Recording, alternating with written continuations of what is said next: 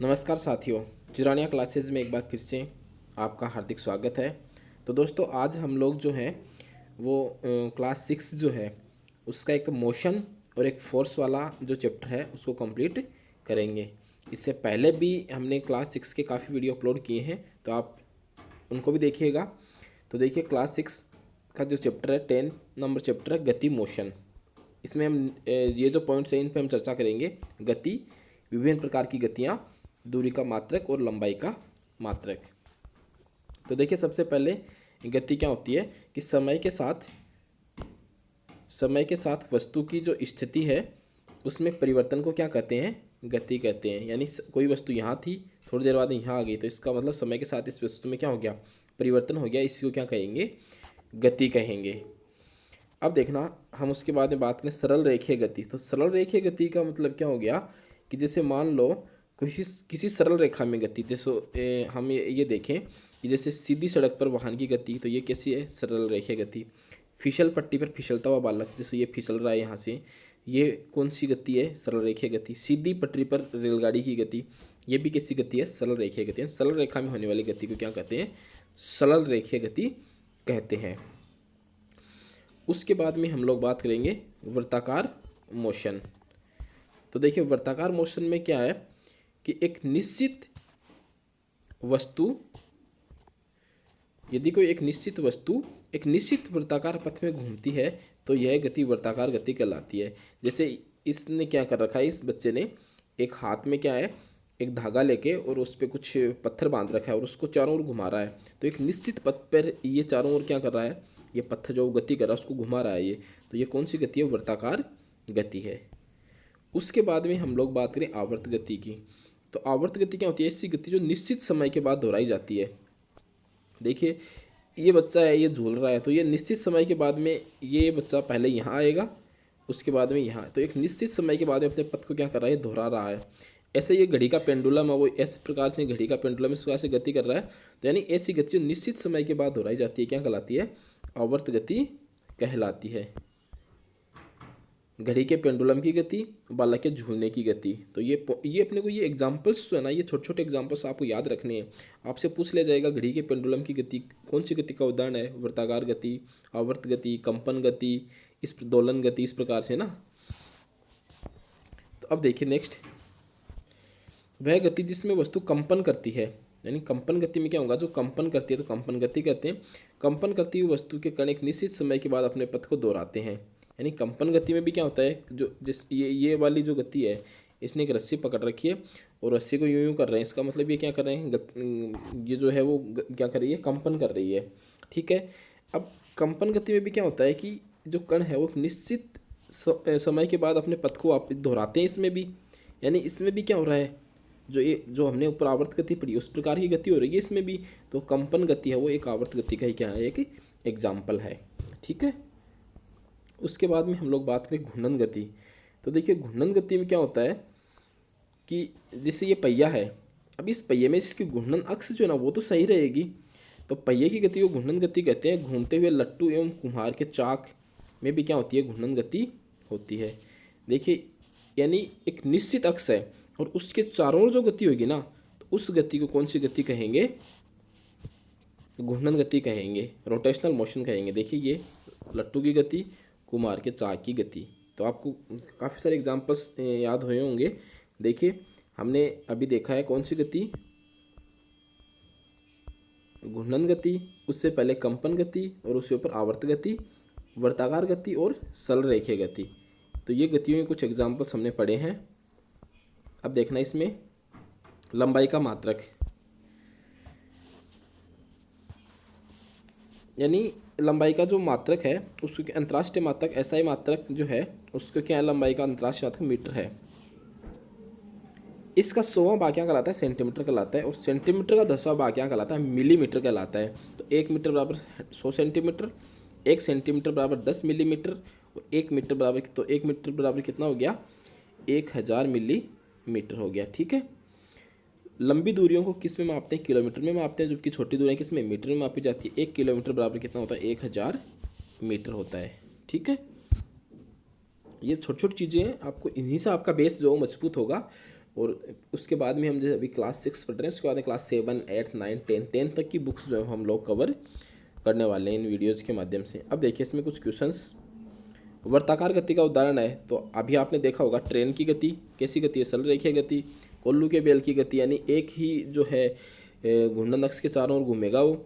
सितार के तार की गति ये भी नहीं है, कंपन गति।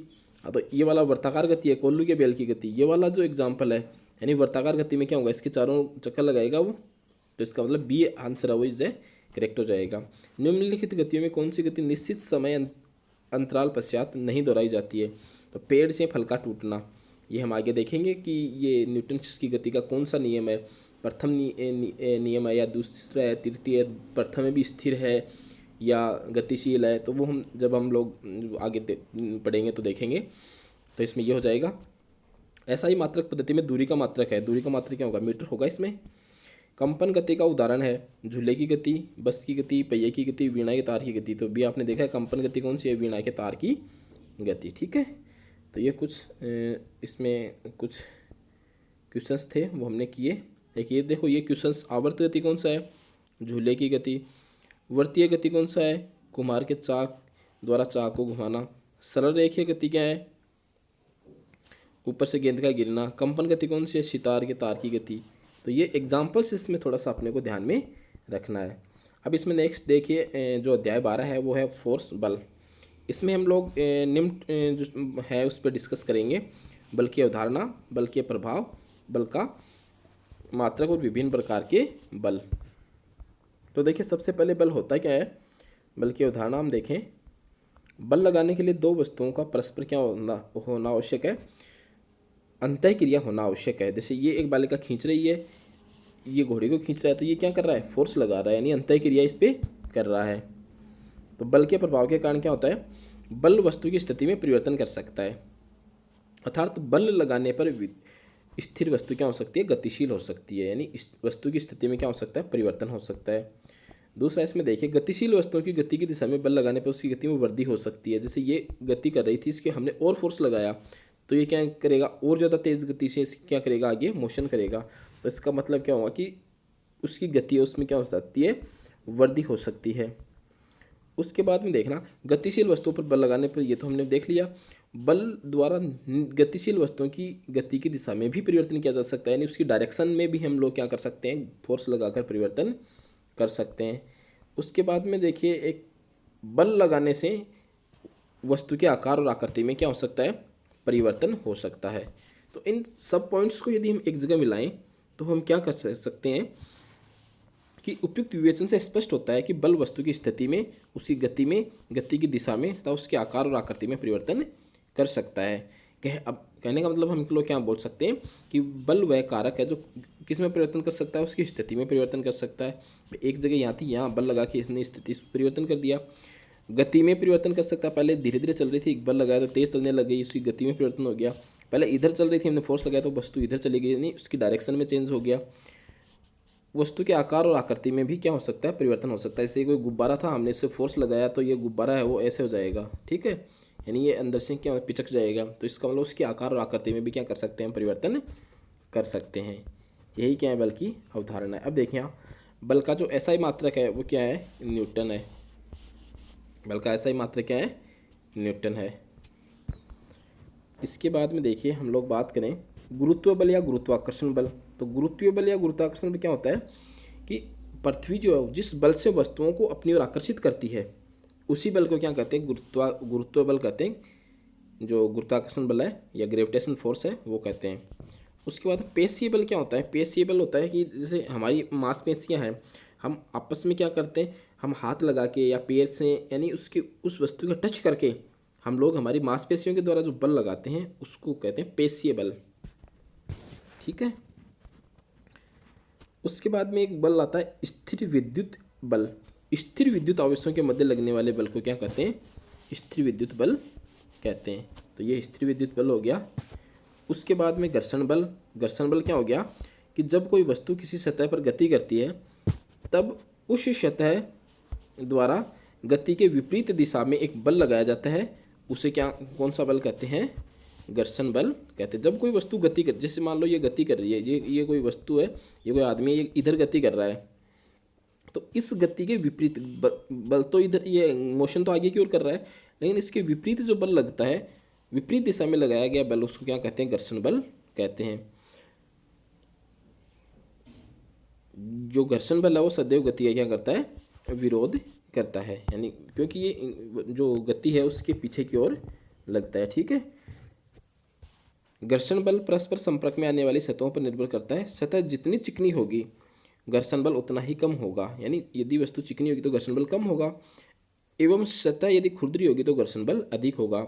हमारे आसानी से चलने के लिए भी उचित घर्षण बल का आवश्यक है, क्योंकि यदि घर्षण बिल्कुल ही नहीं होगा तो हम लोग चल ही नहीं पाएंगे, क्योंकि घर्षण के कारण ही तो हम चल पाएंगे। क्योंकि यदि घर्षण बिल्कुल नहीं होगा तो हम फिसलते जाएंगे, फिर तो हम चल ही नहीं सकते। तो इसलिए क्या है कि घर्षण का होना भी जरूरी है। उसके बाद में हम लोग बात करें चुंबकीय बल। चुंबकीय द्वारा चुंबकीय पदार्थों पर लगने वाले बल को क्या कहते हैं? चुंबकीय बल कहते हैं। अब देखना इसमें कुछ क्वेश्चंस थे। रथ को खींचने में घोड़ा कौन से या किस बल का प्रयोग करता है? तो कौन से बल का प्रयोग करता है? पेशीय बल का करता है। शुष्क मौसम में ऊनी वस्त्रों को समेटते समय कभी कभी चिंगारी के साथ चड़चड़ की आवाज़ निकलती है, इसका कारण क्या है? स्थिर विद्युत बल। ठीक है।